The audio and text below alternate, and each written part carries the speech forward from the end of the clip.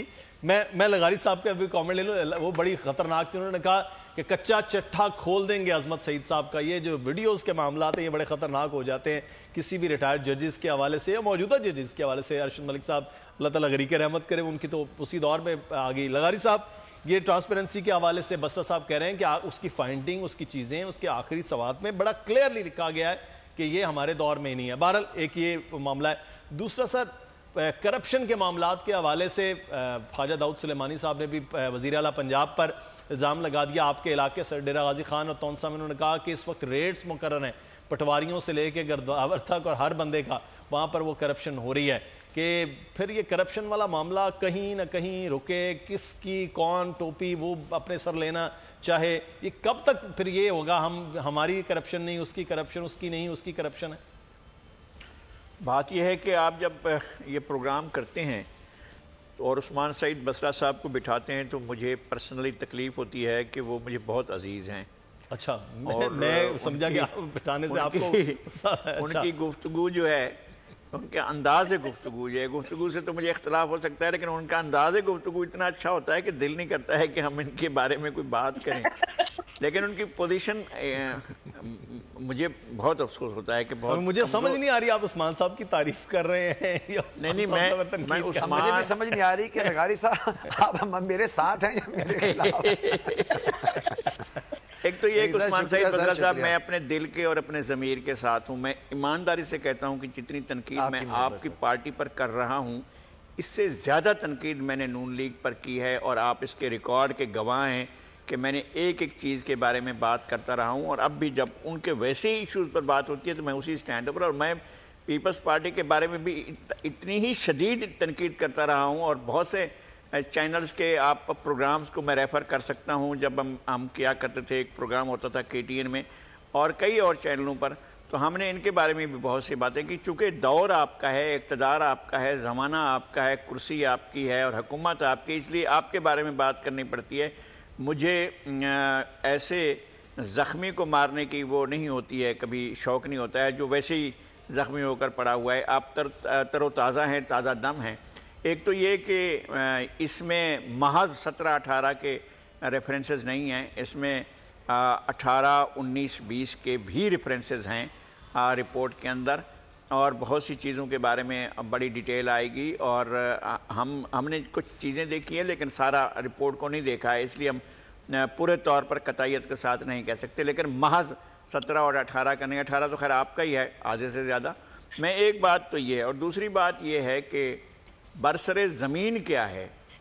برسر زمین تو یہی ہے نا کہ راتوں رات جب پیٹرول جو ہے, یعنی اس طرح تھا کہ لوگ پیٹرول کو جو ضائع کرنے کے چکر میں تھے کہ جی پیٹرول تو اب دنیا میں کبھی ہوگا ہی نہیں, تو ایسے موقع پر ہم دنیا پیٹرول خرید رہی تھی تاکہ ذخیرہ کر لیں, اور ہم نے پیٹرول کے امپورٹ پر پابندی لگائی. کسی بھی حکومت کے اقتدار چھوڑنے کے لیے اسی جواز کو ہی لیا جائے تو یہی جواز کافی ہے کہ جب آپ پاکستان کو مالا مال کر سکتے تھے اور بہت بڑے ذخیرہ کر سکتے تھے, آپ نے اس دوران میں پابندی لگا دی کہ امپورٹ کر ہی نہیں سکتے آپ تیل کو, جبکہ تیل دنیا میں جو ہے کوڑیوں کے بھاؤ بک رہا تھا.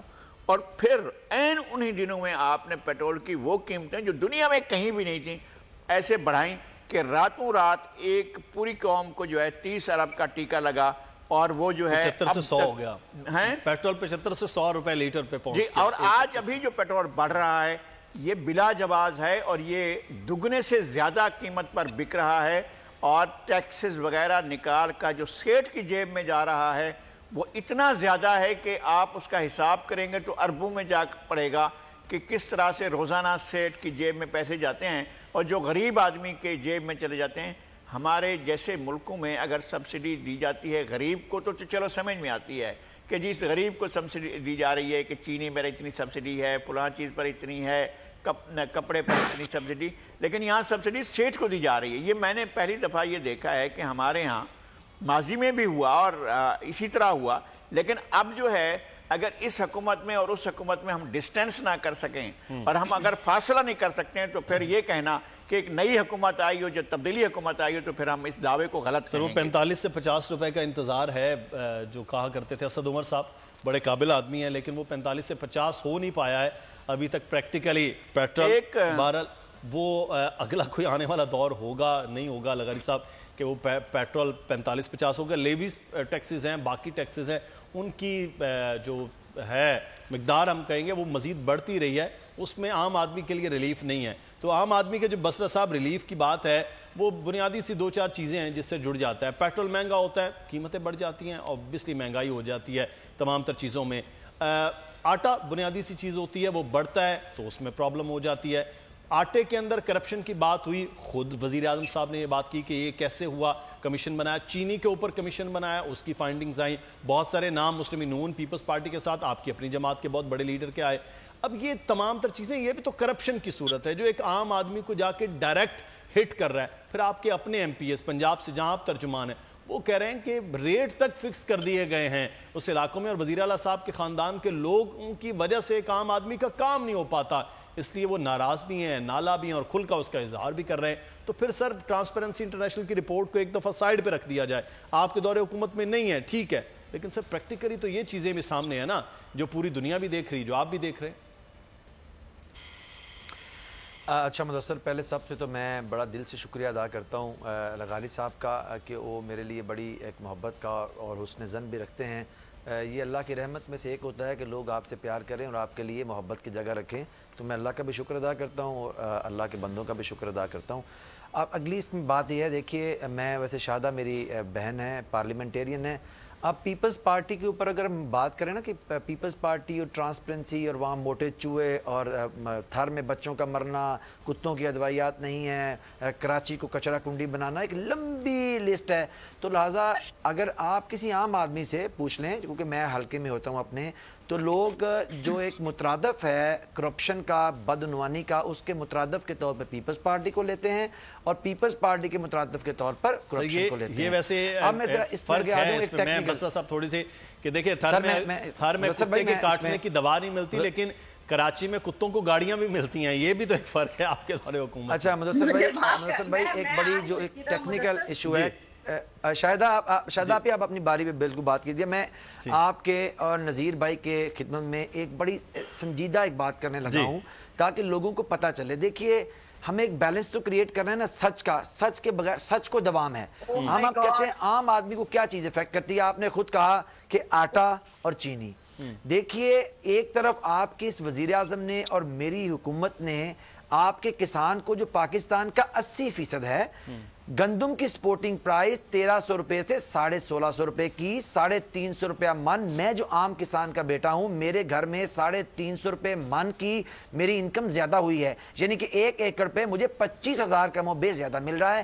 یہ کس طرح ممکن ہے مدثر بھائی کہ آٹا کی قیمت وہی رہے لیکن اب گندم کی سپورٹنگ پرائس میں 350 روپے ایڈ اپ کر دیں؟ تو وہ لامحالہ اس میں کچھ فرق آنا تھا. گندم سے آپ آگے آ جائیں گنے کی طرف. گنے کی سپورٹنگ پرائس نواز شریف کی حکومت کے اندر, جو کہ چوروں چکوں کی حکومت تھی, اس میں 140 روپے پر من تھی. آج آپ کی اس حکومت کے دور میں, جس کو وزیر اعظم پاکستان ہیڈ کر رہے ہیں, جو عام آدمی کی بات کرتے ہیں, کسان کی بحالی اور خوشحالی کی بات کرتے ہیں, ہم نے گنے کی سپورٹنگ پرائس 140 سے بڑھا کے 280 کی. گنا آج 310 روپے من بک رہا ہے, یعنی گنا جو را مٹیریل چینی کا, اس کی قیمت 100% کسان کو ہم زیادہ دے رہے ہیں, تو اس کے اوپر فرق تو پڑے گا نا. اس لیے جب ہم تجزیہ کرتے ہیں, ہمیں لیکن جو ہے اس میں دیکھیں, جب گندم آٹے کی قیمت بڑی ہے تو گندم تو مارکیٹ میں اس وقت کسان کی گندم نہیں آئی تھی, یہ آپ کو بھی معلوم ہے, آپ بھی یہ ذمہ دار معاملات دیکھتے ہیں, ہم بھی دیکھتے ہیں. جب گنا میں کرشنگ کا وقت آیا ہے, اب کرشنگ اور گنا جو ہے وہ وافر مقدار میں ہونے کے باوجود بھی وہ چیزیں نیچے نہیں آئیں. آپ ٹھیک کہہ رہے ہیں 240 کا ریٹ ہوا, مل ریٹ ہوا, لیکن اس کے باوجود بھی ہم یہ دیکھ رہے ہیں کہ جب دور آنے سے پہلے جب وافر مقدار میں چینی پڑی ہوئی تھی جس کا کسان کو فائدہ نہیں ہو رہا تھا, وہ اس وقت تو کماد نہیں تھا, اس وقت جو فائدہ لے کے نکل گئے تمام شوگر ملز مالکان, وہ تو ایک عام آدمی کا فائدہ نہیں. میں اس سے ایگری کرتا ہوں کہ گندم کی قیمت بڑھے گی تو کسان کو فائدہ ہوگا سر. اچھا مدثر بھائی دیکھیے, ایک تو اللہ کا شکر تو یہ ہے کہ کچھ ایسے بھی ہمارے اس دور میں لوگ موجود ہیں جو چیزوں کو سمجھتے ہیں, اور آپ لوگوں کے ساتھ پروگرام کر کے ویسے تو عموماً پریس ٹاک آ جاتی ہیں, لیکن میں آتا اس لیے ہوں کہ مزہ یہ آتا ہے کہ ایٹ لیسٹ آپ لوگ ویل اویئر ہیں. دیکھیے مسئلہ یہ ہوا ہے کہ ابھی جو چینی کی پرائس میں پچھلا ایک ہم نے جو پروب کیا ہے اور پاکستان کی ہسٹری میں میرے وزیر اعظم نے پہلی دفعہ شوگر مافیا کو ٹکر دی ہے. ان کے خلاف ایک انکوائری ہوئی ہے. انکوائری ہونے کے بعد اب چیزیں کرمنل پروسیڈنگ کی طرف جا رہی ہیں. یہ ہم نے کیا ہے اور ہم دیکھیں گے کہ کس طرح سے یہ سارا معاملہ کیا گیا, لیکن ہم نے جس ایشو کو ریزالو کیا ہے اس کا تو ہمیں مانے. سبسکرائب کریں اور بیل دبائیں تاکہ کوئی خبر رہ نہ جائے.